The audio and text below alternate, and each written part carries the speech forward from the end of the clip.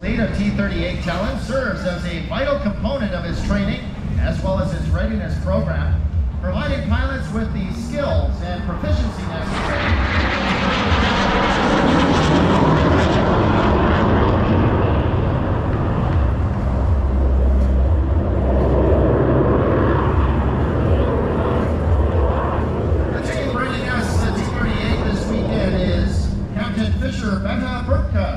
As well as Captain Adam Shackle Lee, Captain Colton Tip Miller, as well as Captain Austin Jacobs.